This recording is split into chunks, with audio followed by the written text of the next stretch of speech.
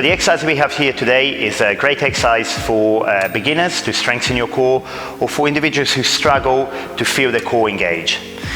So Lou, the position we want to start in, we want to get yourself in a kneeling position, and we want to push your hips firmly into the stability ball that we have here.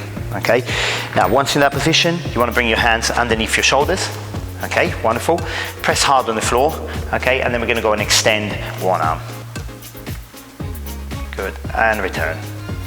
Extend and return. Good, keep pushing firmly into the ball. Now hold it up there, hold it. Slowly return. Let's do the other side again. Hold it. You feel your core engaging? Good, back we go. Let's do one more per side. Keep pushing hard into the ball. The harder you push, the harder the exercise gets.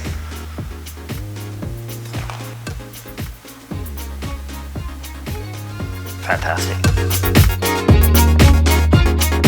So the exercise we have here today is a great exercise to start to retrain your core functionality. It's basically a breakdown of a dead bug. So Louise, what we're going to do is we're going to get you lying down, okay? And then we're going to get your legs raised, and we're going to get your toes pointing towards your shins. The key thing we want to do before we start doing the exercise is to take a deep breath in, and as we breathe out, we want to draw the rib cage towards the belly button. That gets the core engaged, and it also ensures that our back is nice and flat on the mat. Drop your shoulders, nice and relaxed. Okay, and from here, we're going to go and move alternating legs back and forward. Good. Yeah, work nice and slow, controlled, and draw the leg back in. Throughout the exercise, try and maintain functionality of your breathing. If you can, breathing from the abdominal. Now we can make this exercise easier by shortening the movement. So we only go to this point and back. We can make it harder by going further with the leg. How's that working for you? Okay, so whichever exercise we do, whichever difficulty of this exercise we do, the key principle we want to try and maintain is that we don't end up with a back arching. So if you're feeling back pain when doing this exercise, the likelihood is that you're drawing the leg too far away. So I would suggest that you start with a slightly smaller movement. So the exercise we have here today is the steady pot, plank steady pot. We use a stability ball for it.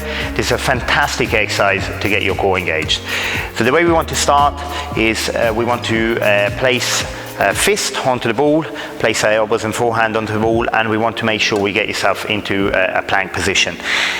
We want to push your chest away from the stability ball. That way we get some stability around the shoulders, and obviously making sure that you're maintaining a good spinal position. From there, we're going to stare the ball. Okay, so loose, so go and create some circles, a little bit clockwise, a little bit anti-clockwise. Throughout the exercise, you want to try and keep as much stability through the body as possible, always pushing your chest away from the ball. Okay, how's that working for you? Tough. Tough, excellent, yeah? You feel it working the whole body. You see that? Absolutely, yeah? That's great. Yeah, stability, okay, fantastic. So this is a great exercise because in terms of core activation, it gives us more than what a traditional sit-up or ab crunch gives us. But the difference is that with a sit-up and ab crunch, we're flexing the spine whilst loading it, which is a potential for injury, while this exercise is very easy on the joint while giving you plenty of core activation.